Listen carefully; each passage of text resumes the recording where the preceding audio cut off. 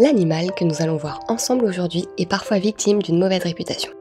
Son physique semblable à celui d'un serpent peut faire peur et nous rappeler quelques souvenirs.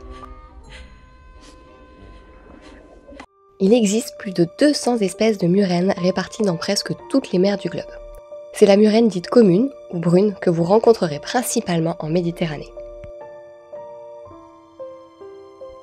La vie de la murène commence à l'état d'œuf, après la période de reproduction qui se déroule en été. Les œufs deviennent ensuite des larves qui vont dériver au gré des courants pendant environ 1 an. Elles finiront par se poser sur un fond rocheux et commencer leur vie de prédateur entre la surface et 100 mètres de profondeur. Les plus grandes peuvent atteindre une taille de 1,50 m, mais en moyenne, elles mesurent entre 70 et 90 cm.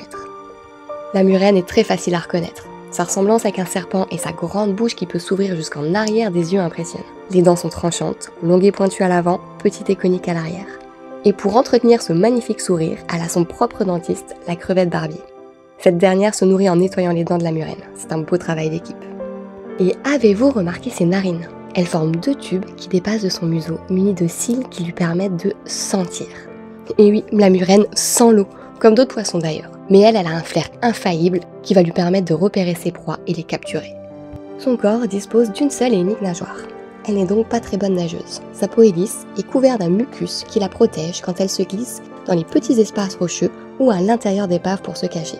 C'est dans ces endroits que vous pourrez apercevoir sa tête dépassée en journée, dans l'attente d'un éventuel repas.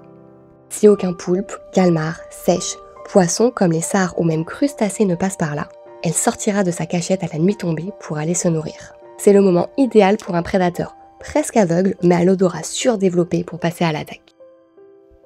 Quand on a la chance de l'apercevoir onduler en pleine eau, on distingue un peu mieux ses couleurs. Jeunes, elles sont plutôt jaune-marron avec des nuances violettes et blanches. Adultes, le jaune devient blanc et on peut voir apparaître comme des petites rides au-dessus de ses yeux. Souvent, on a peur de la murène car quand on la croise, elle a la bouche grande ouverte comme si elle allait attaquer. Mais ses mouvements de mâchoire lui permettent uniquement de mieux respirer.